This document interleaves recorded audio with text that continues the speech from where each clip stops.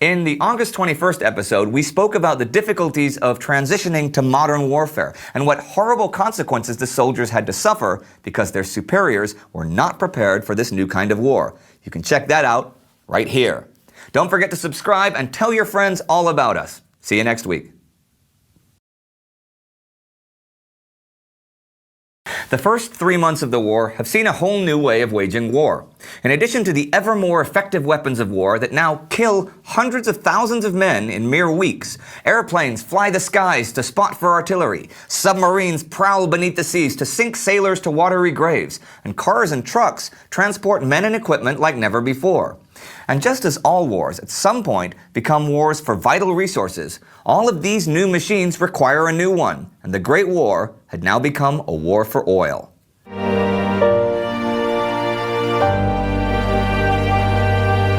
I'm Indy Nidell. Welcome to the Great War. When we left off, we saw the Germans and Russians fighting the colossal Battle of Lodz, which, though it did not result in German control of the city, did scuttle Russia's plans for an invasion of Silesia. With the end of the Battle of Ypres, the Western Front had congealed into a frozen stalemate, and in the Balkans, the Austrian army was pushing back the Serbs from the Kolubara River. Now, there were over 100,000 Austrian troops further north under siege by the Russians at the fortress of Przemysl. But there was still another Austrian army fighting in the field near Krakow. The Austrian army had retreated from the battles along the San River a couple of weeks ago after heavy losses.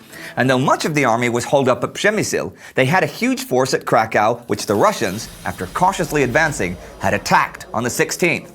Over the next 10 days, the Austrian army managed to stop the Russian juggernaut, but at the cost of 30,000 casualties. And by the 26th, they were forced to pull back. The Russians were now only 8 miles from Krakow, the capital of Austrian Poland. But the Austrians were making headway in the Balkans at least. Although they were suffering heavy casualties, they were pushing further and further into Serbia day after day. Actually, General Oskar Potiorek thought that the Serbs were trying to lure the Austrians deep into the country so they could be encircled, but he reasoned, correctly, that they were not in a position to do so. After 3 days of fighting, the Serbs were driven from Mount Malion the 24th, but Potiorek did not follow this up. His casualties had been too heavy, and the terrain had become too difficult for his exhausted troops, so the Serbs retreated unmolested. Potiorek was still convinced, though, that the fall of Serbia was only a few days away, and even appointed the country's future governor. But when his army attempted to cross the junction of the Kolubara and Sava rivers on November 26, the Serbs forced them back with 50% casualties, and the Austrian offensive ground to a halt. As we've seen month after month, the Austrian army has had its share of disaster in the field, but the troubles in the army were also internal.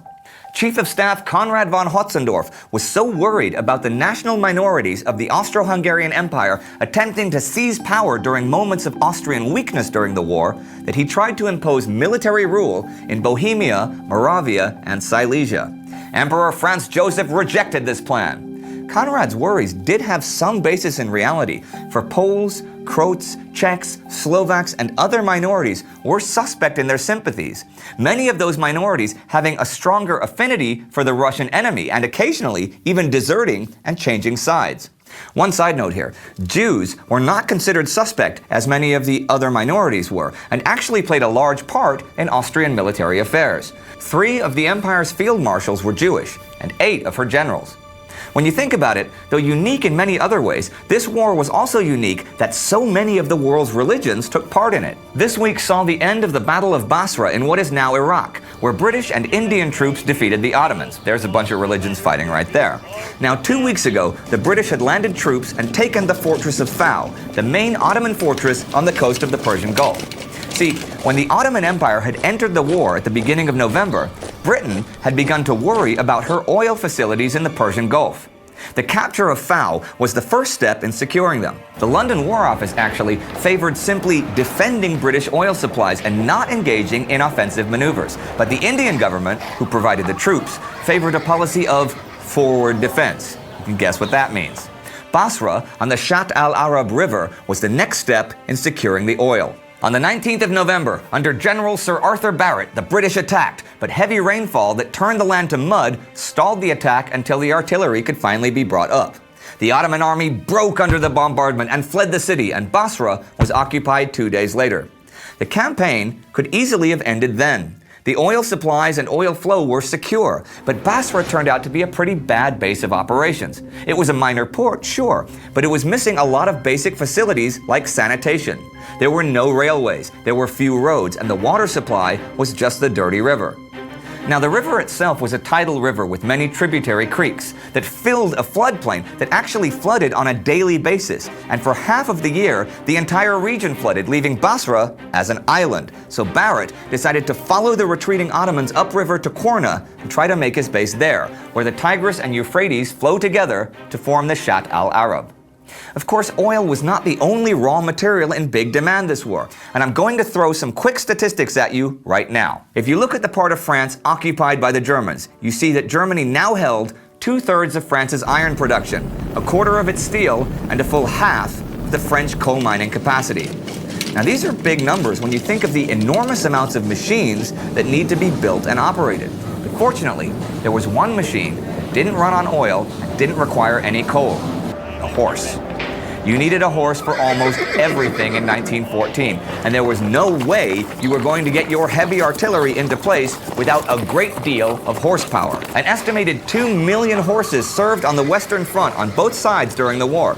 And while I don't have numbers for all the armies, I do have some British numbers thanks to Max Hastings' book, Catastrophe. In the first 12 days of the war, the British Army bought 165,000 horses. The horses and mules of the British Expeditionary Force had an annual mortality rate of 29%, with 13,000 of them dead by the end of 1914.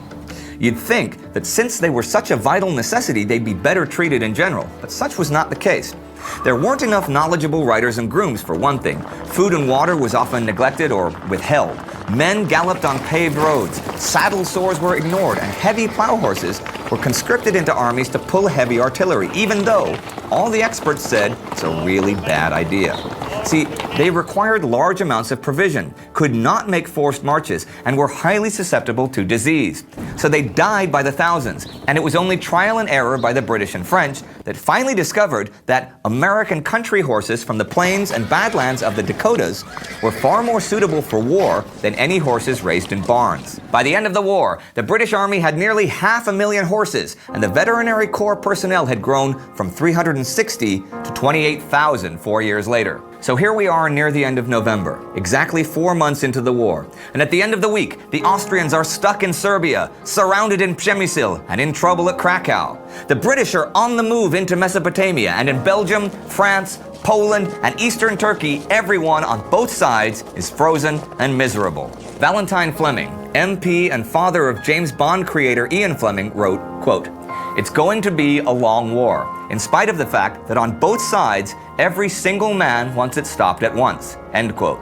This was absolutely true, from the generals on down. There was no end in sight. There was no relief in sight. And the men on the Western Front, who had a week relatively free of constant bombardment and furious rushes across no man's land, considered themselves lucky. The only way to win this war was to seek new technological advantages, and one of the requirements for them was oil. Both sides now found themselves in a struggle for oil that would last for 4 years and kill thousands upon thousands of young men. Many of these young men lived their final days in a vast network of trenches. From their early improvised days, it didn't take long until these trenches were a parallel world with structures that would go way beyond their initial purpose of mere protection from enemy bullets. If you want to find out more about the trench system, check out our special episode on trenches right here. And let us know in the comments what other topics you'd like to see in future special episodes. See you next week. Each of the warring nations on both sides entered the war for different reasons and with different objectives, but so far, none of them had come close to their goals. This week, however, for the first and only time for nearly the next 4 years, one of those nations, surprisingly enough, the least militarily competent of them all, the Austro-Hungarian Empire, could say, "Mission accomplished."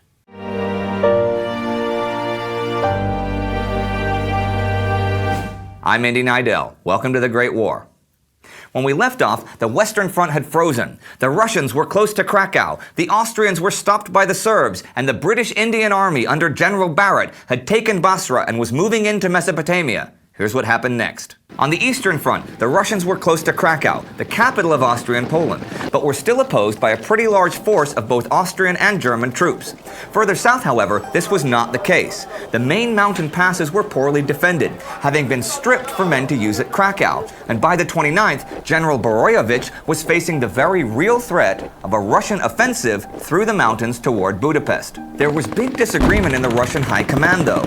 After the enormous Battle of Lodz had stopped the Russians from driving into Germany, and they'd been stopped again at Krakow, General Ruzhki wanted to pull the Russian forces back to Warsaw. But General Ivanov believed the Austrians were now too weak to stop them again, and Russia should go on the offensive. Whatever they did, though, they had other issues to consider. The White Sea was closed by ice, the Baltic Sea and the Black Sea by enemy navies, so Russia was having serious import-export troubles. Over the past 2 months, she had recruited just under 1.5 million new soldiers, but for the most part, these lacked training, weapons, and winter gear. There was also a terrible shortage of other munitions. Russian artillery was down to 10 rounds per gun per day.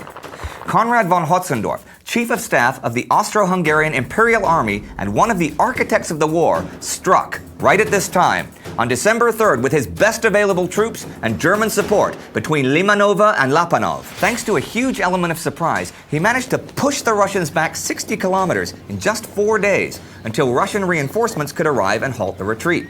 As an enormous bonus, Konrad's drive had allowed Boroyevich to also go on the offensive in the mountains and gain new and stronger positions. The net result of this was that it foiled Ivanov's plans to thrust past Krakow and into Germany, and destroyed any offensive towards Budapest. This was a real double victory for the Austrians, but it was also the end of something. Never again would the Austro-Hungarian Imperial Army make a decisive operation under its own initiative, or have a victory that an Austrian leader could entirely claim as his own. After this, any Austrian victories against Russia or later Italy would come under German supervision. You know, if you look at Austria's army compared with the enemy, you really see that Austria had no idea what to do in the long run, because there was never supposed to be any long run. Compare the Austrian and Russian armies in July 1914 and December 1914. At the beginning of the war, Russia had 3.5 million men mobilized, down now to 2 million-ish. Austria had had 3.3 men mobilized at the outbreak of the war, also down now to around 2 million. But Russia had 10 million men she had yet to conscript. Austria had fewer than 2 million left, and she was at war with Russia. Austria did have a very powerful ally in Germany, though, and on December 1st, the German High Command, the Kaiser, Chief of Staff Falkenhayn, and Generals von Hindenburg and Ludendorff had a war conference at Posen. The generals demanded large reinforcements to help Austria and knock Russia out of the war, but Falkenhayn was convinced the war could only be won in the west, and then by a political settlement. So he would send no more troops from west to east other than the 3 divisions he'd already sent. But what of the Austrian troops further south on the Balkan front? Last week, the Serbs had managed to stop the Austrian advance, but that only lasted a couple of days, and by the 29th, the Serbian High Command, defending on an overextended front, decided to evacuate Belgrade. On December 1st, 1914, the Austro-Hungarian Empire occupied Belgrade, the capital of Serbia. In July, when Austria had declared war on Serbia, the occupation of Belgrade was the only war-making objective. So on December 1st, the Austro-Hungarian Empire, for the final time in over 600 years of Habsburg leadership, could say, mission accomplished. There were celebrations in Vienna and congratulations from Berlin, and it seemed a given that the war in Serbia would soon be over, and then it all began to fall apart. On December 3rd, there was an Austrian parade in the streets of Belgrade, but that same day, the Serbs were beating the Austrians at Aranđelovac. France had given Serbia much-needed ammunition supplies, and in the wake of that surprise victory, the Serbs advanced to find the now overextended Austrian lines crumbling before them. And by the 4th, General Oskar Potiorek's Imperial Army was in retreat. The Austrians had severely underestimated their southern neighbor and were paying the price. But it was sadly the case that many of the monarchs running the show really didn't have a clue about what was going on. The Archduke Karl, who succeeded Franz Ferdinand as heir to the Imperial Austrian throne, believed that the Russians were finished and the war was basically over. He also believed that the Western Front didn't really matter, and what did matter was that Austria March on Italy. King George V of England didn't seem to understand that some of his relatives were the enemy. To him, his cousin Prince Albert of Schleswig-Holstein was not actually fighting for the Germans, he was only running a POW camp. At least the Kaiser seemed to understand the horrors that he had played a part in unleashing. But the surprising ignorance of some of these leaders is at least in part attributable to the press. I mean, most of the journalists writing about the war did not have a knowledge of military matters, and anyhow, often wrote things that were pure fantasy. I read in Max Hastings' book Catastrophe that, according to the French press, the German crown prince was assassinated August 5th, wounded in France on the 15th, assassinated again the 24th, committed suicide September 4th, apparently resurrected because he was again wounded October 18th, and then declared insane on November 3rd. Okay, this was a bit extreme, but since many governments refused to provide facts about the war or let war correspondents visit the front, mostly to keep up public morale, when people did discover what was really happening, a huge credibility problem was created, and journalists throughout Europe became increasingly skeptical about any official government pronouncements. This would worsen as the war continued. But the news was mostly pretty incredible anyhow. I mean, how do you imagine what 500,000 people on a battlefield looks like? Or sounds like when you read about it in the papers anyhow? How do you comprehend tens of thousands of deaths in a single day? Nothing like this had ever happened, certainly not all at once. Let's look back at this week. The Russian Colossus was being pushed back by the Austrians and Germans in the east, aided in large part by confusion and indecision in the Russian high command. In the Balkans, the Austrians had seemed triumphant, but only days later were on the retreat. The Western Front was frozen into a stalemate, but could explode anywhere, at any time. More Russians were regrouping in eastern Turkey after their defeat a couple weeks ago. British Indian troops were marching from Basra further inland in Mesopotamia, and German ships were roaming around off of South America. All of that was happening, and it was only getting bigger. Hey, here's another thing that happened this week. On December 1st came the first German aircraft that was equipped with radio. But the big news this week was Austrian news. Austria had wanted this war. Austria had schemed to get this war started, but the Austrian military had proven itself to be incompetent, and hundreds of thousands of men from all corners of the empire had died in mere months because of an obsolete and ridiculously complicated military bureaucracy that pretty much engaged in fantasy warfare. Their reputation abroad was worsened by the fact that much of the army command took pride in the wartime atrocities it committed in Little Serbia. But for a few days in early December, Austrians could rejoice, for they had pushed back the Russians and, more importantly, had taken the Serbian capital. They were the only warring nation that had achieved its goal. This hurrah would be short-lived though, and it would be the Austrians' final real hurrah, and for the next 4 years, the men of the empire would only die and die and die. The atrocities that the Austrians committed in Serbia were part of our episode from August 28th, in which we also talked about the so-called Rape of Belgium, a series of atrocities committed by German troops in Belgium. You can check out that episode right here. And if you'd like to find out more background about the Great War, or just want to get a glimpse behind the scenes of our show, check out our Facebook page or follow us on Instagram. See you next week. The 50 years prior to the war had seen military medicine advance more slowly than other branches of science. And without antibiotics, gangrene was a massive killer, but only one among many. Bullets, disease, drowning, murders of civilians, and more. And as winter began and the carnage continued, scenes of the worst horror imaginable were now not only very much real, they were everyday happenings.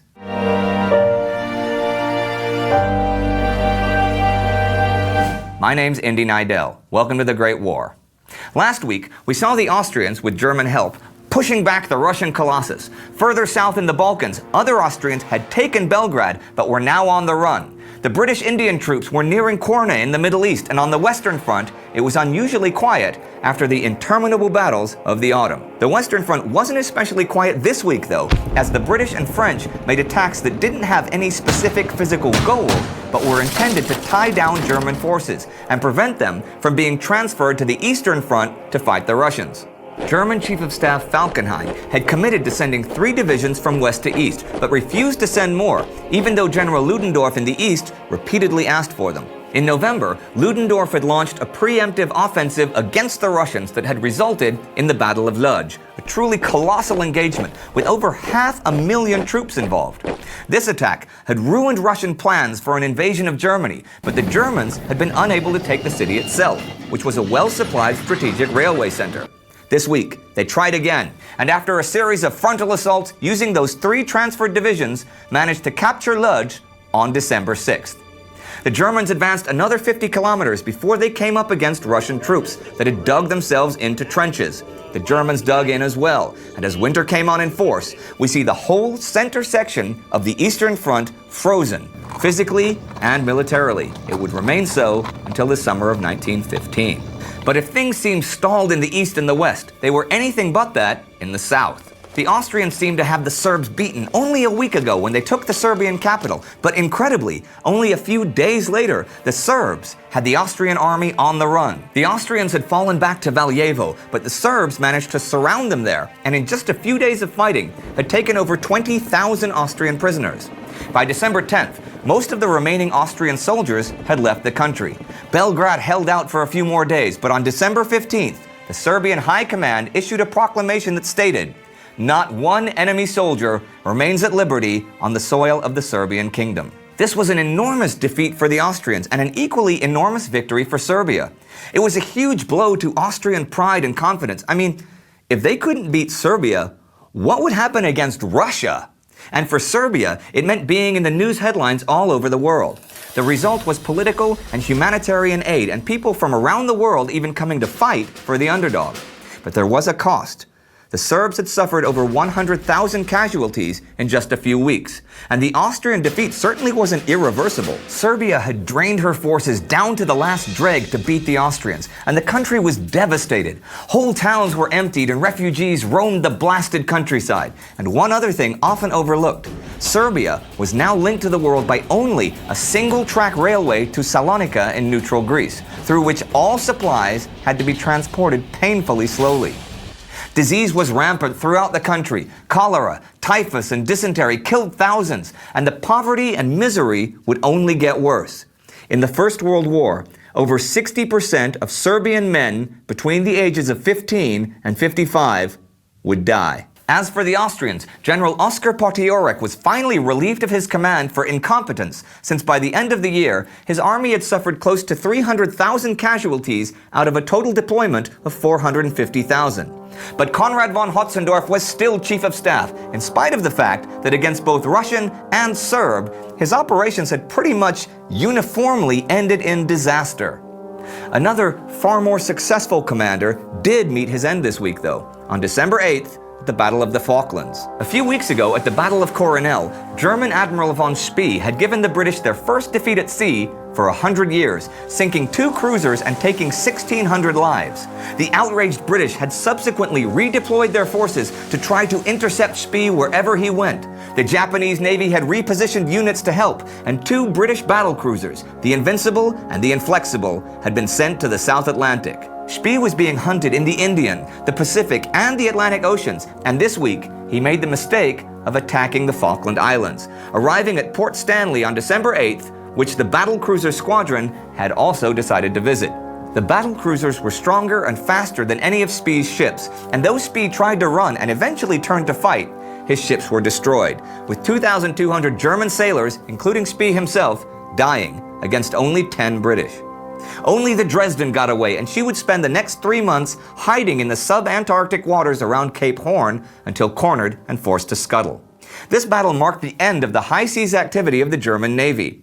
After this, surface fighting was limited to landlocked waters like the Black Sea, the Baltic, or the Adriatic.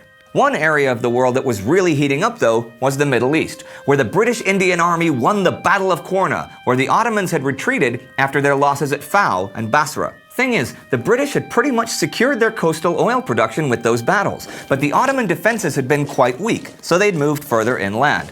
Korna, though, which is supposed to be a possible site of the Garden of Eden, was anything but good as a base. Endless winds stirred up clouds of dust, and the floodplain meant that when you dug trenches, they just filled with water. Bad water, bad sanitation, the total lack of communication except along the Tigris and Euphrates, and endless small raids by the local Arab population further complicated things. and you could really see that this campaign was going to be no picnic for anybody. The British also now began to wonder how strong the enemy was actually going to be, and just how big was the threat to the oil fields. In other foreshadowing news, we see that the mobilization of Russian students began December 1st. This provided many more soldiers, but also gave Bolshevik student activists access to the army. Of course, when hundreds of thousands of your men are dying, eventually you need to recruit more, whether too old or too young to traditionally serve. And one thing to consider too, though so many troops of all ages died, even more were taken as prisoners of war. The ICRC, the Red Cross, arranged visits to POW camps in all of the warring nations, and they determined that the Germans, French, and British were following humanitarian guidelines for military POWs, but not the Russians or the Austrians.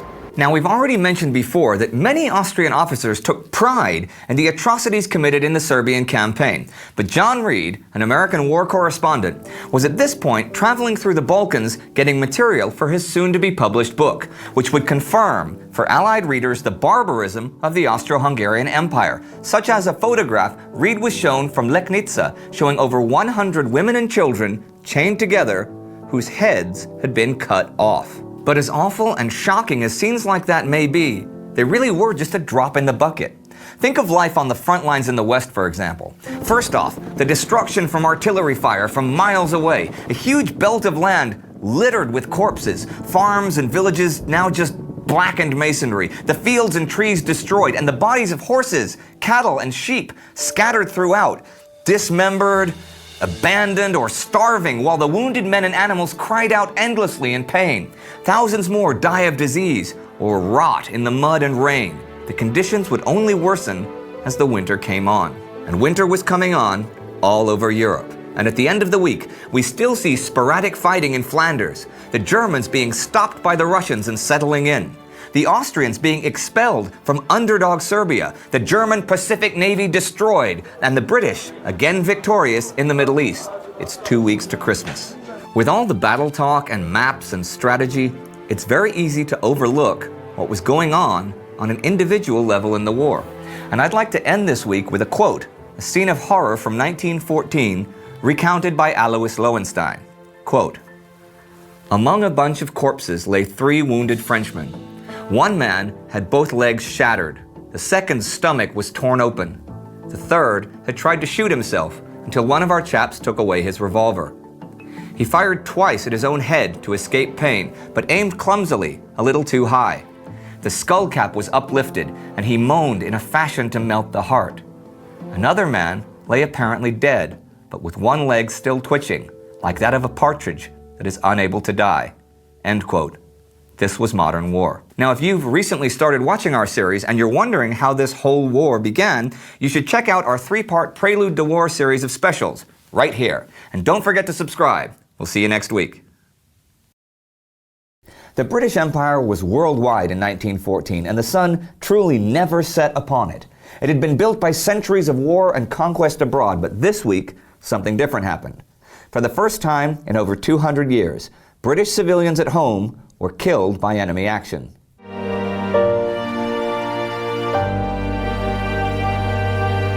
I'm Indy Nidell. Welcome to the Great War. Last week, we saw the Austro-Hungarian army disgraced as it retreated once again from Serbia, having been badly beaten by the Serbs. Further north, the Austrians were pushing the Russians back in the mountains, while even further north, the German-Russian front had settled into stalemate for the winter. The Western Front was also still in stalemate, where it would remain for years, and the German Pacific Navy had been finally destroyed. 1915 is just around the corner, so let's take a look at how some of the warring nations now viewed the war. Britain and France were by this point committed to the destruction of Prussian militarism, and they meant to ensure that post-war Germany would not have the industrial or military means to start another war. Thing is, this made the conditions for victory nothing short of total victory in order to be able to dictate such terms. The Germans were a little more existential about the whole thing. They realized that defeat would mean total disgrace. Now, they certainly had no initial plans for world domination, but as things unfolded, the schemes got grander and grander, especially among bankers and industrialists, who enthusiastically spoke of annexations and not just economic hegemony as the result.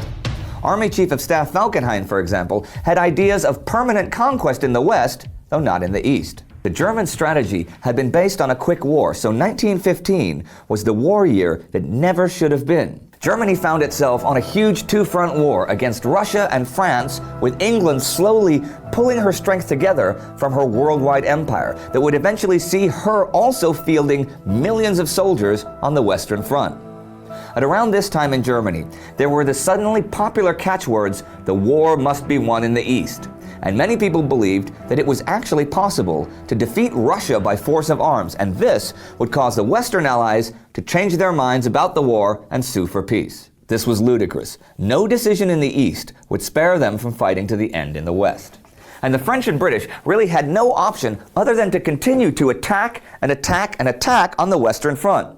Germany's successes back in August had given her most of Belgium and a huge chunk of industrial France, and the Germans were only around 100 kilometers from Paris. French General Joseph Joffre couldn't take a passive approach, which would allow the Germans to either plan a big offensive or transfer troops to the Eastern Front, especially with the patriotic issue of getting the Germans off of French soil. The big question was, how? The answer for the moment was a series of winter offensives that began this week and continued well into 1915. One of these was the First Battle of Artois, which began on December 17th. The objective was gaining control of the heights of the Vimy Ridge. Interestingly, the French began to use siege techniques from centuries ago that now, once again, had a place in warfare. They sapped trenches across no man's land and connected them to form jumping-off points as close to the German lines as possible. They also began to avoid mass offensives and instead made series of smaller attacks against points of tactical importance, such as the Ridge. In addition to the developing action at Artois, the Champagne offensive was just about to begin, all along a 40-kilometer stretch from Auberive to Massige, in an attempt to break through to the Mézières railway junction. Over 250,000 troops would be deployed, backed by 700 guns. That is a huge number of men, but as we've seen time and again, it's often dwarfed by the amount of men fighting on the Eastern Front. Now, a couple of weeks ago, there we saw the Austro-Hungarian Imperial Army pushing the Russians back at the Battle of Limanova to halt the Russian drive towards Budapest. That battle finally ended this week with a Russian defeat. The Austrians held the Dukla Pass, and the threat of Russian invasion of Hungary was over. Actually, the Austrians nearly had an opportunity to surround the Russians, but the winter weather and the inadequate railway system ruined that chance. This was not quite the end of the War of Motion on the Eastern Front, which had emphatically ended on the Western one, but it was another big step in ending the possibilities of Russian invasions of Austrian or German territory. British territory was not, on the other hand, safe anymore. On December 16th, the German Navy bombarded Scarborough, Whitley, and Hartlepool, which resulted in the first British civilians killed by enemy action since 1690. You gotta wonder what the Germans were thinking, though. This was a purely terrorist exercise that didn't have a military purpose. On the contrary, it was to demoralize the British by highlighting their vulnerability. But it failed. In fact, it had just the opposite effect, and was a huge propaganda victory for the British, certainly increasing popular hatred of the Germans and stealing British resolve. And in future, the Germans would even be sometimes known as the baby killers of Scarborough.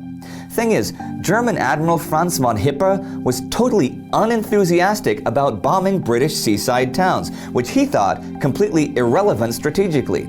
He was really concerned with facing the British fleet, and he actually should have had his chance this very day.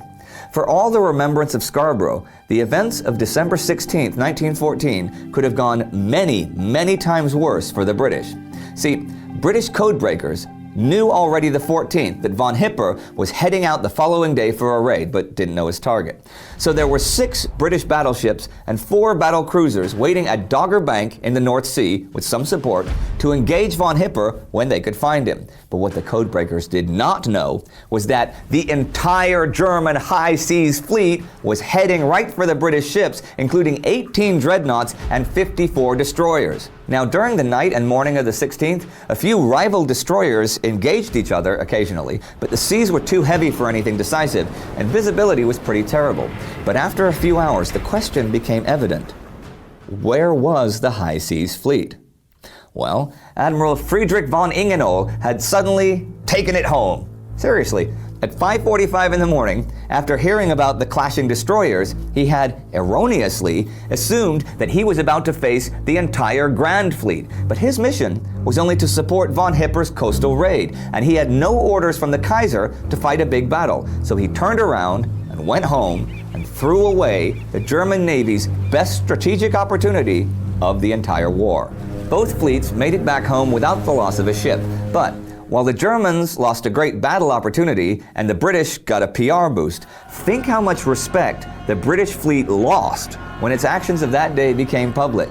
It knew that von Hipper was coming, but did not try to head him off from the coast, sacrificing dozens of civilian lives with hundreds more injured, and then failed to intercept him after the attack when he was heading home, meaning those people, those British civilians, were sacrificed for nothing. Not a good day for the British Navy. Neither was it a good day for someone we haven't heard from yet in the war, neutral Portugal, specifically Portuguese Angola. This week saw the Battle of Naulila, which actually has a bit of a backstory. In October, a German delegation to the fort of Naulila from German Southwest Africa to negotiate a non-aggression pact had been killed, and the Germans had responded by attacking and destroying first Fort Kuangar and then some other small forts. Now, on December 18th, it was Naulila's turn. The attack was quick, and the Portuguese fled after a few hours of fighting, during which they lost about 150 men, roughly 5 times the German losses.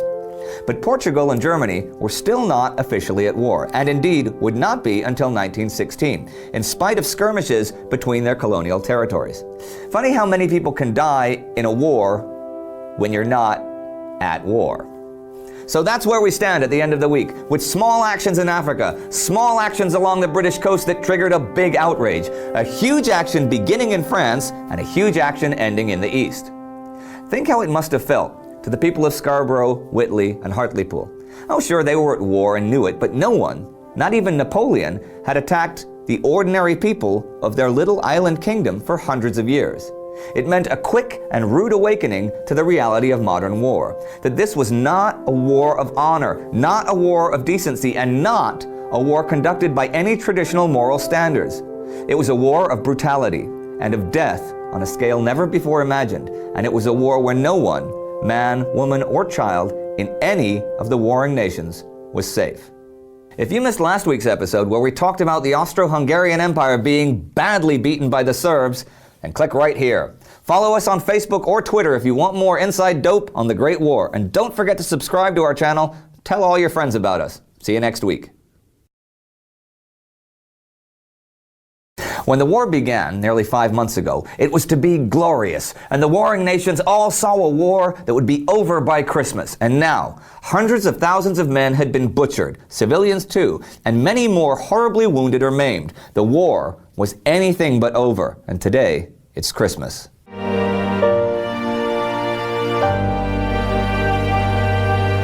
I'm Indy Nidell. Welcome to the Great War. Last week, we saw Russian plans for an invasion of Hungary dashed with the conclusion of the Battle of Limanova. On the Western Front, the Allies were just about to begin a huge offensive as the weather worsened. There were skirmishes in Africa, and British seaside towns were bombarded by the Germans, with British civilians killed by enemy forces for the first time since the 1600s. It was pretty much a truism that the abysmal December weather was always on the side of the enemy when you were the one attacking. And the rainfall often made the trenches that now ran the length of the Western Front almost impossible to inhabit, and brought in a whole slew of new problems. Thousands of British soldiers were invalidated for trench foot, which often resulted in amputation by Christmas, because the ground in the British sector had become, according to Commander-in-Chief John French, only a quagmire. General Smith-Dorrien went further and said, quote, "There appeared to be no stones or gravel, and rain converted the soil into a sort of liquid mud of the consistency of thick porridge. To walk off the roads meant sinking at once." End quote. Any structures built, like parapets, would slowly subside, and to maintain any cover at all meant constant labor, and even if you maintained cover, quite often you were unable to attack, since if the fire step had washed away, you couldn't stand high enough to fire over the parapets. And still, the men had to fight, as the Champagne offensive, which would continue for months, began. This was the first major Allied attack on the Western Front since trench warfare took over. But the winter conditions just increased the misery and the desperation of both attacker and defender. On the 18th, the Indian Corps attacked at Germans and Givenchy, and after initial successes, taking the German frontline trenches, were met by enemy soldiers coming up a communication trench with their hands up in surrender. Right behind them, though, were machine guns ready to fire on any soldier foolish enough to show himself. At the same battle, the Highlander troops attacking beside the Indians were unable to fire since most of their rifles had been clogged by mud from the waist-deep water of the trenches. They were captured. 2 days later, the Germans recaptured what had been lost. This pattern of give and take would repeat itself for months, in spite of the Allied numerical advantage, with men dying every single day for the smallest of temporary gains. The desperation of the attacks created great cynicism. Commander French issued orders December 21st for instant fire on any white flag shown by Germans on the Western Front, or any white flag raised on a German ship, and if in doubt whether a ship is helpless or not, it should be sunk. And then, suddenly, it was Christmas. On Christmas Eve, a young lieutenant, Sir Edward Hose, wrote in a war diary, quote, "A scout named F. Merker went out and met a German patrol and was given a glass of whiskey and some cigars, and a message was sent back saying that if we didn't fire at them, they wouldn't fire at us." End quote. That night, there on the front, the guns went silent. The next morning, one of the most remarkable scenes in the history of warfare occurred. German soldiers came walking across no man's land towards the British lines, and the British soldiers went out to meet them. What followed, I imagine many of you have heard of already. The enemies hung out. It was a Christmas truce. They exchanged souvenirs, cigars and chocolate, and even played football. Arrangements were made in some places to bury the dead that still littered the battlefield. The truce took place almost everywhere in British no man's land and at many places in the Belgian and French sectors. In nearly every case, actually, it was initiated by German soldiers. Here's a very interesting scene I read about in Martin Gilbert's The First World War, though it originally comes from Bruce Bairnsfather's book of Trench Tales. Quote, "The last I saw of this little affair was a vision of one of my machine gunners, who was a bit of an amateur hairdresser in civil life, cutting the unnaturally long hair of a docile Boche, who was patiently kneeling on the ground while the automatic clippers crept up the back of his neck." End quote. Commander French, when he heard of this conduct, issued orders to prevent it from ever happening again. But it didn't happen all along the line anyway, though. In Alsace, the French attacked the German positions, and actually, 9 British seaplanes attacked the German Zeppelin sheds at Cuxhaven on Christmas Day. Though in general, Christmas Day was a brief respite for the men on the Western Front, on the newest front, in the Caucasus, such was not the case. Back in November, the Turks had badly beaten the Russian Bergman offensive, but the Russians had now regrouped at Sarikamish. The Turks were based at Erzurum. The Russians were worried that the Turks would try to take the strategic fortress of Kars, but the Ottoman strategy was fairly simple: to make one large envelopment of the Russians using 3 different corps. There were some big difficulties here, though. One, it was winter, and in winter, northeastern Turkey is cold. 2, the war zone was well over 1,000 kilometers long, which is a hassle in good conditions, but this was all at a plateau like 2,000 meters high, and the only way to really get through was the high mountain passes or the smaller tracks where artillery couldn't go. There was also the Russian advantage that they held the Sarikamish railway line. The Ottoman forces totaled around 150,000, but they were poorly equipped, and many had no winter clothing.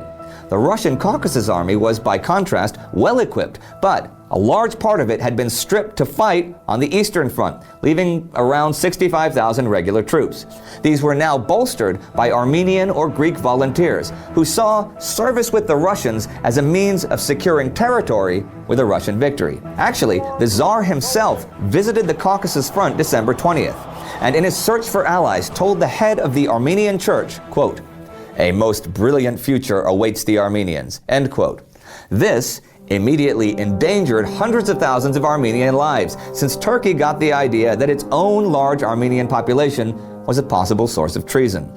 Turkish maneuvers began on the 22nd, and though there were some initial successes, by Christmas Day, the men were marching over 12 hours a day through the snows of the mountain passes, exhausted, suffering frostbite, and dying of hypothermia. They hadn't even gotten to the battle yet.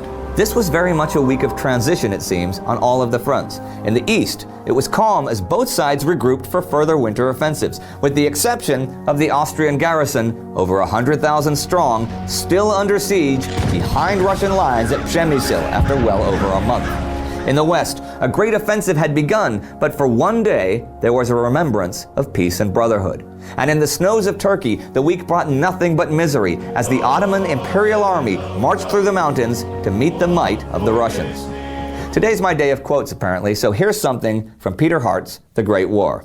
Quote, "By the end of 1914, it was evident that Alfred von Schlieffen had been both right and wrong. He was right that if the war continued for a substantial time, Germany's enemies would use their sheer press of numbers to defeat her. But in seeking a swift victory, the Germans had lost their best chance of maximizing lesser tactical gains and then negotiating peace from a position of relative strength.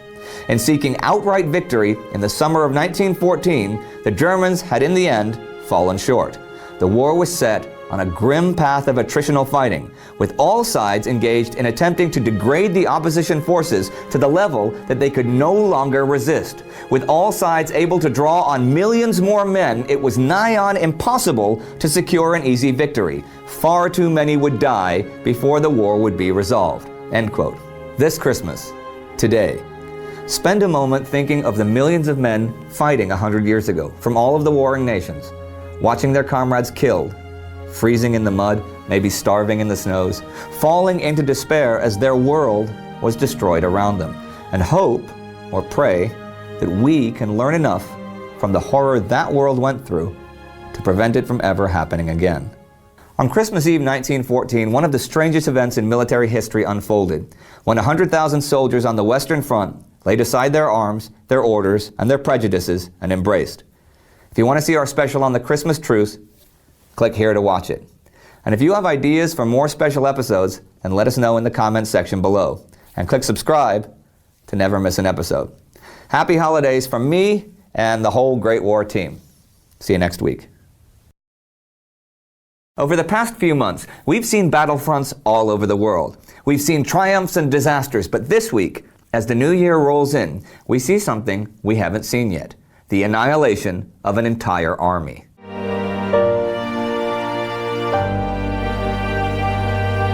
I'm Indy Nidell. Welcome to the Great War. Last week, we saw the fighting go quiet on much of the Western Front as the soldiers of both sides celebrated a spontaneous Christmas truce. The rest of the week, though, it was business as usual as the French army's newest offensive kicked into gear along a wide front. On the Eastern Front, it was mostly quiet. You might be thinking too quiet, and you might be right, as the German, Russian, and Austrian armies regrouped for the new year. And in the highlands of northeastern Turkey and the Caucasus, the Ottoman army was marching through the freezing snows to meet the Russian juggernaut. Here's how it all went. The French army's new offensive was called the Champagne Offensive, and it was now in its second week. It would continue well into the new year. As much of the rest of the war was, it was an exercise in futility. The Allies attacking points of tactical importance in concentrated bursts along a wide front and taking trenches and positions from the Germans, and then the Germans, days or even hours later, taking those same points back from the Allies. Back and forth, again and again. Thousands of men dying for temporary gains of only a few dozen meters. But French General Joseph Joffre really needed this offensive. See, Germany held a large chunk of the industrial heartland of France and were only less than 100 kilometers from Paris. To keep up morale, he simply had to attack and couldn't just adopt a defensive posture and then wait and see what the Germans would do. So the back and forth continued in frustration and futility as it would for weeks. So 1915 begins on the trenches of the Western Front with more of the same. But I'm going to move away from death for a minute and talk about some more general forces, like economics. Specifically, the British blockade of German exports. Now, in the past, with British wars against, say, Napoleon, what would happen is that the British Navy would completely cut off French trade with the rest of the world, right? The French would then have to create substitute industries, which were of inferior quality and took a lot of money. And it would screw up the French economy, while the British overseas trade monopoly generated tons of money with which the British would pay the Russians and the Austrians to do most of the land fighting against the French. That was 1814. Britain figured that the same would work in 1914 and 1915, that stopping German exports would stop Germany. But Britain could not have been more wrong. And when exports were stopped, there was nothing like the expected riots in Hamburg. Instead, the colossus of German industry adapted well to refitting for wartime production with no loss of quality. And actually, the German economy, with the blockade, would do better than all of the other warring nations in 1915. There was also a big side bonus for the Germans. The blockade was a great excuse for any issues with food and other supplies that may happen to become scarce. So the British were hated for scarcities that were not even of their making. And they didn't stop any imports anyhow, since these could go through neutral ports like the Netherlands, and international law prohibited blocking imports. But the blockade on exports continued. It certainly wasn't the only blockade anyhow. All of the seas all around Europe were blocked in one way or another by one party or another. Heck, look at Russian shipping, for example. The White Sea now frozen in the north, and the Black Sea a prison in the south, as they were hemmed in by the Ottoman Empire. And this week, actually, things that had been building between the Russians and the Ottomans finally came to a head. Okay, last week at Christmas, we saw the Ottoman Imperial Army, nearly 150,000 strong, including soldiers and staff, well armed but poorly equipped, suffering terribly from exhaustion and hypothermia, marching through the high mountain passes of northeastern Turkey towards Sarıkamış to try to knock the Russians out of the Caucasus. This Turkish offensive was the brainchild of Enver Pasha, Turkish Minister of War, a modernist who brought the Ottoman Empire into the war pretty much single-handedly and sought to build a new Turkey with a new national identity. Pasha chose to undertake this specific offensive for several reasons. Its distance from the Eastern Front was important, of course. It would be hard for Russia to reinforce the Caucasus all the way from Poland. And the Russian Caucasus army had been stripped of a lot of men who'd been sent north in the first place. But there was another big thing here. Pasha really believed this would have an emotional importance not only to Turks, but other peoples as well. Russian rule in the Caucasus had been imposed often brutally for over 100 years on the various people living there. Pasha thought that when he attacked, they would rally to his cause, but the problem was that by 1915, they were waking up to their own national identities. Within the past 40 years, a bunch of nations had actually been liberated from the Ottoman Empire: Serbia, Albania, Romania, and so forth.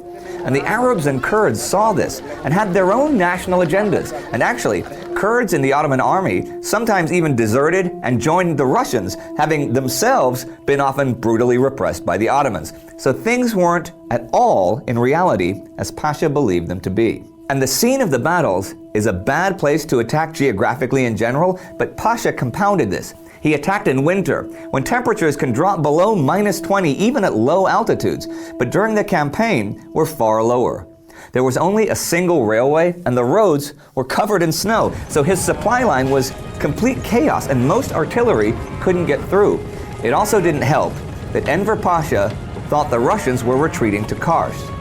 They weren't. Still, the Turks persevered, and the actual clash with the Russians at Sarıkamış finally took place December 29th. Two army corps, over 10,000 strong, attacked, but failed to break into the city and lost about half their numbers.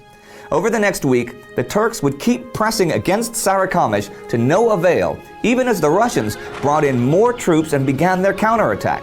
Turkish units on their way to battle literally melted into nothing, as many soldiers froze to death. Reinforcements were unable to arrive, and one report has a division losing 40% of its troops in a snowstorm. Pasha himself got information that the Russians were attempting to surround the Turks, but he continued the attack anyway. By January 2nd, Pasha's field leaders said they were too weak to continue the assaults. Pasha insisted they do so anyhow, but the Russians now had the Turks in a semicircle and were closing the net. An entire Turkish corps surrendered, and by January 4th, the Turkish army was in retreat towards Erzurum, with the Russians now on their heels. The retreat and counterattack would continue for another 2 weeks, but I'm going to go ahead and throw some numbers at you right now. According to John Keegan, by mid-January, only 18,000 of the 95,000 Turks who actually fought the campaign survived, but it may have been even worse. Pasha's hands-on offensive had been a complete disaster, and his army was totally destroyed. But his failures were so obvious. I mean, how many thousands of men, more than half, weren't even killed by the enemy, but froze to death in the snows long before they'd even got to battle. Such a colossal waste. So that's where we stand as 1915 begins. Constant, never-ending attacks and counterattacks on the Western Front. The Russians moving into position to attack the passes in the Carpathian Mountains in the east. And an entire army destroyed, needlessly wasted, poorly supplied, marched to exhaustion, and finally freezing to death far from home in the snows of eastern Turkey and the Caucasus. Pasha never led in the field again after Sarıkamış, but he did retain his position. We've spoken before of Enver Pasha and his dreams for a modern Turkey, but we've never seen the staggering scale of his incompetence or his willingness to sacrifice huge numbers of his countrymen to achieve his nebulous goals. Actually, the deviousness with which he brought the Ottoman Empire into the war in the first place should have sent off warning signals that this man was capable of anything. But only now, as the new year begins, do we begin to see the results. It's not going to get better, and I'm going to end this episode with one more statistic. Thanks in large part to Enver Pasha, during the First World War, 1/4 of the entire population of Turkey would die. If you'd like to see more about Enver Pasha and how he brought the Ottoman Empire into the war in the first place, you can check out that episode right here. And like us on Facebook to see all sorts of cool extra stuff. Don't forget to subscribe. See you next week. A few months ago, we saw the devastation that followed when the war in both the East and the West became bogged down in the muds of the autumn. And this week, as the new year gets going, we see the new challenges and above all, the new horrors that modern war brings with it when it becomes a war in the snows.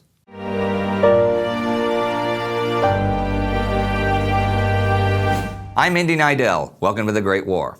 Last week, we looked at the week from Christmas 1914 to New Year's Day 1915 and saw the Ottoman army marching through the snows to meet the Russians before being decimated at the Battle of Sarıkamış.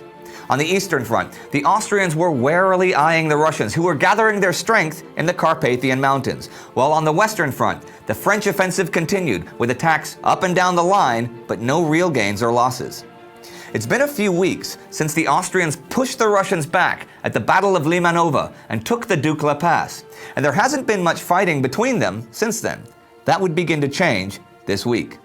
New fighting in the Carpathian Mountains begins with a Russian advance into the Uzok Pass. Now, this is one of the most overlooked fronts of the whole war, but was also one of the most important. And the January action began right now with a powerful Russian offensive. This is from the Mercury newspaper, January 4th, 1915. Quote, "The plight of the Austrians in their own territory continues to go from bad to worse. They are still making a stand on the northern slope of the Carpathians near the Dukla Pass. But the Russians have driven them out of their positions in the Uzok Pass, while further to the southeast, the Austrian troops are retreating over the Carpathians from Bukovina into Hungary in a demoralized condition.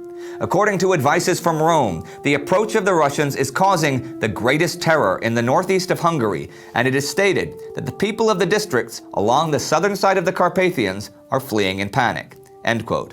And on January 6th, the Russians reached the Hungarian frontier. Let's look at the Austro-Hungarian forces for a minute to see who the Russians would be fighting.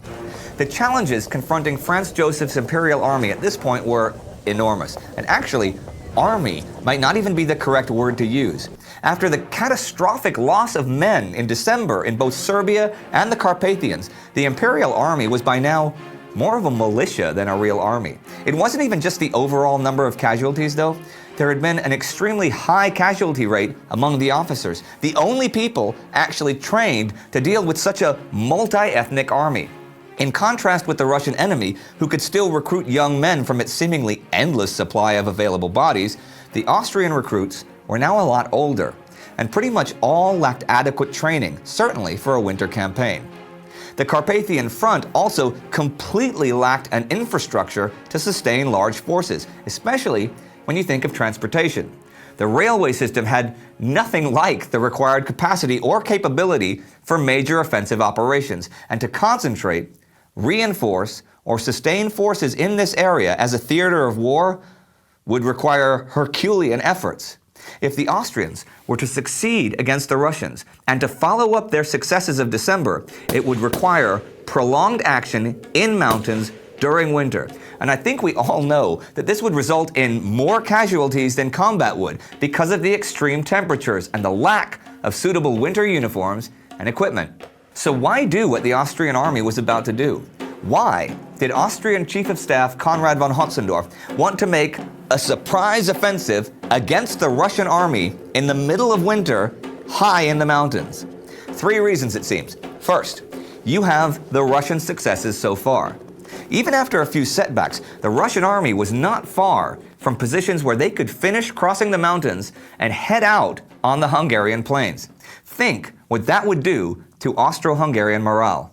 Second, you have an Austrian army, over 100,000 strong, still trapped in Przemysl in Galicia, and there was certainly a moral and political imperative to break the siege there and reclaim the lost province. But third is something new. After seeing the complete Austrian failure in Serbia and its huge losses against Russia, Italy and Romania were both, by this time, considering joining the war on the side of the Allies. A major Habsburg success was kind of necessary to prevent this from happening and giving the empire 2 new and fresh enemies to fight on 2 new fronts. This was a must-win situation for Austria, but the fighting conditions, the snows, made it one of desperation. The Austro-Hungarian counteroffensive had yet to begin, though, but one offensive that was in as dire straits as could be was still in progress in the harsh snows and frigid temperatures of the Caucasus and northeastern Turkey. After being badly beaten by the Russians at Sarikamish, the Ottoman forces, what was left of them, were now on the retreat back to Erzurum. Ottoman Minister of War Enver Pasha's dream of cutting the Russians off from Kars, breaking them at Sarikamish, and then continuing east to Afghanistan and even India was falling apart. The majority of his forces had died of hypothermia, freezing to death in temperatures usually below -35 degrees in summer uniforms before they could even get to battle. Pasha finally understood he had to break off the attack and began the retreat. And actually, on January 2nd, himself barely avoided capture by a Russian patrol. You have to give both sides credit for fortitude, at least, for even though by the 2nd it was obvious the Turks had lost and weather conditions would only worsen, the battle would continue for another 2 weeks, although on January 7th, Enver Pasha left Erzurum for Istanbul. One German officer attached to the Ottomans later wrote that they had, quote, suffered a disaster which for rapidity and completeness is without parallel in military history, end quote. Harsh words. The Ottomans were on other people's minds this week too, as we see a dramatic bit of foreshadowing come out of London. As the Turks were in retreat on January 5th, over in England, Lord Kitchener, British Secretary of State for War, proposed that same day that taking the Straits of the Dardanelles would be a good objective for the British to re-establish contact with Russia, bring Greece and possibly Romania and Bulgaria into the war, release all of the shipping bottled up in the Black Sea, and possibly even allow access to the Danube River to strike against the Austro-Hungarian Empire. Wheels within wheels. And here are a few more notes from the Western Front to round out the week.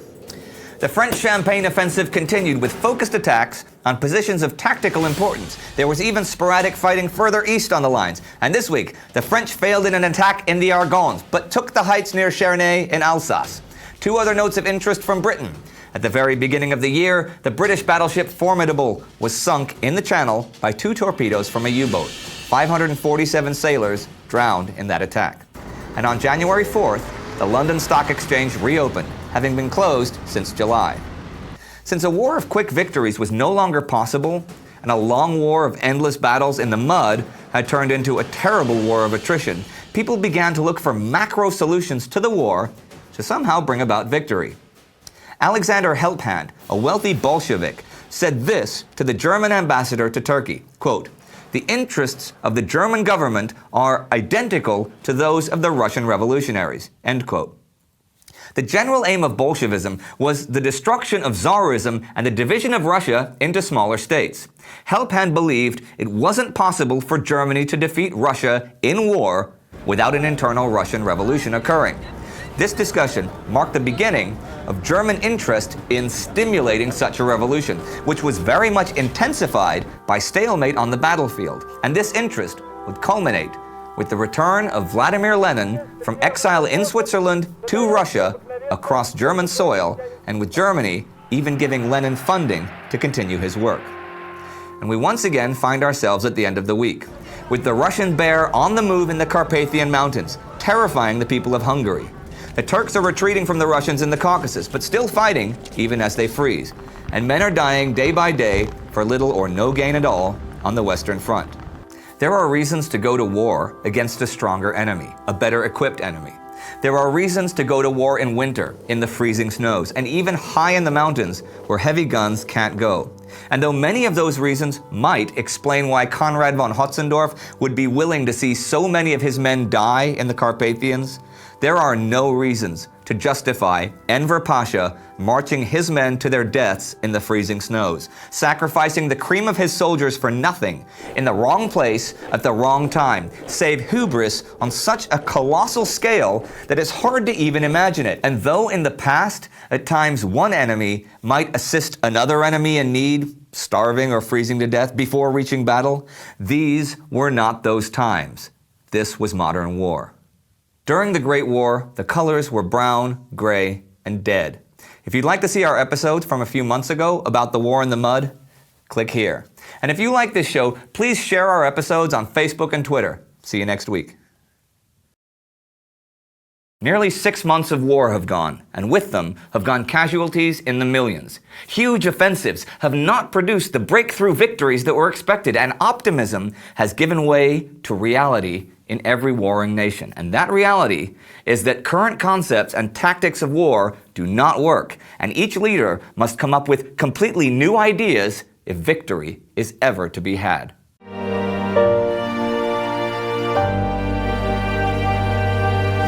I'm Indy Nidell. Welcome to the Great War. When we left off, the Russians were bulling their way through the Carpathians toward the Hungarian plain. The Champagne offensive was still in full force on the Western Front, and the Ottoman Third Army was in retreat from the Caucasus after having been crushed by the Russians. As we've seen, this war was, for the first time ever, a war that was not confined to the land and sea. The new year was bringing with it many new developments in the war in the skies. Although the German strategic bombing campaign against Britain that begins this month involved airships, as far back as the 2nd of January, 4 German airplanes had bombed Dunkirk, killing and wounding nearly 50 people. So you can see that we were slowly entering the age of the flying ace. But high commands placed more faith in the giant airships. Proposals were actually made to bomb England from Zeppelins as far back as August 1914. But it wasn't until January 7th, 1915, that the Kaiser gave the green light. Though first, he forbade bombing London because he didn't want any of his relatives hurt. Here's what German Grand Admiral Alfred von Tirpitz had to say about the program. Quote, "The measure of the success will lie not only in the injury which will be caused to the enemy, but also in the significant effect it will have in diminishing the enemy's determination to prosecute the war." End quote. And indeed, the German raids on the British over the next few years would be more psychological than anything. They certainly brought death and destruction, but on a fairly small scale in the grand scheme of things. The point being that it had never happened before, and no Brit should feel safe at home. And think of how it was for the French and Belgians at home. We've spoken a lot the past few weeks of the small battles of the huge and seemingly endless continuing offensives on the Western Front, and the almost monotonous back and forth for little or no gain. And today, I thought I'd look at one action in a little more depth so you can see how they actually played out. This week saw the Battle of Soissons come to its end. Now, it had run from early in the month